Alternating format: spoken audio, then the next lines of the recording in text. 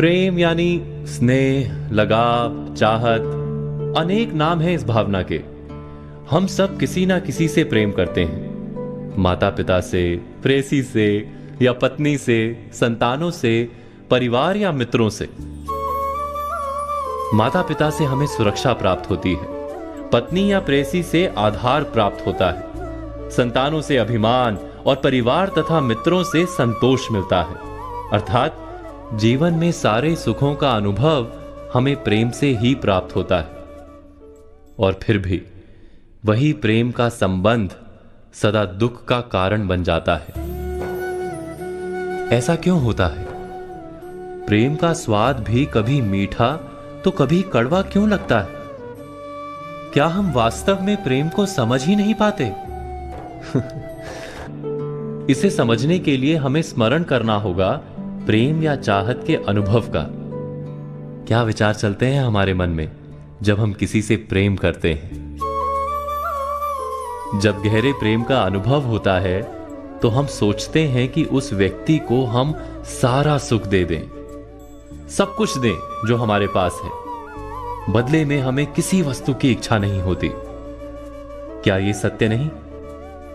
जब हम किसी को चाहते हैं तब हम उससे कुछ नहीं चाहते।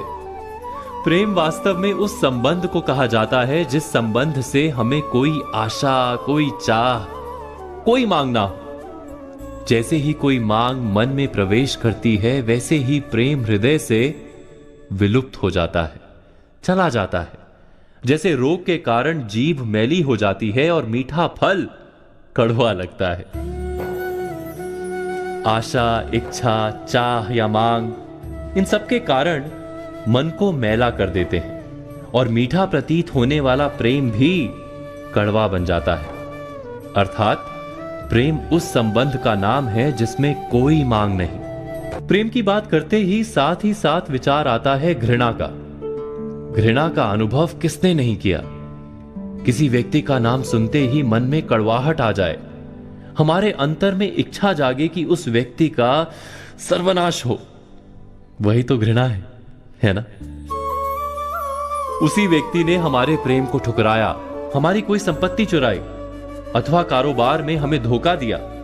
ऐसे कई कारण भी हम सोच लेते हैं। लेकिन क्या वास्तव में किसी के कार्य का हमारी घृणा से कोई संबंध है? विचार कीजिए।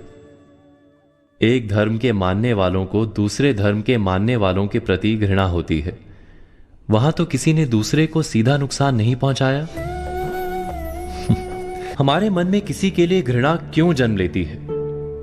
क्या इसका संबंध किसी के कार्य से है या सिर्फ हमारे मन से है? विश्व के सारे धर्म तो प्रेम और शांति का संदेश देते हैं, है ना? वास्तव में जब कोई प्रेम संबंध तोड़ता है तो हमें डर लगता है कि हम जी नहीं पाएंगे। कोई कारोबार में धोखा देता है तब हमें डर लगता है कि हम गरीब हो जाएंगे। किसी दूसरे धर्म के मानने वाले को जब मिलते हैं तो हमें भय लगता है कि हमारी श्रद्धा डगमगा ना जाए। अर्थात हमारी घृणा का संबंध किसी की मान्यता अथवा कार्य से नहीं जुड़ा है, वो केवल हमारे हृदय के भय अथवा डर से जुड़ा है। जिसके हृदय से डर चला जाता है, जो पूरी तरह निर्भय हो जाता है, वो किसी से भी घृणा कर ही नहीं सकता। और डर के पार जाना अनिवार्य है, क्योंकि डर वो दीमक है जो मनुष्य की आत्मा को खा जाता है। इस सब पर आप चिंतन, मनन, विचार अवश्य कीजिएगा।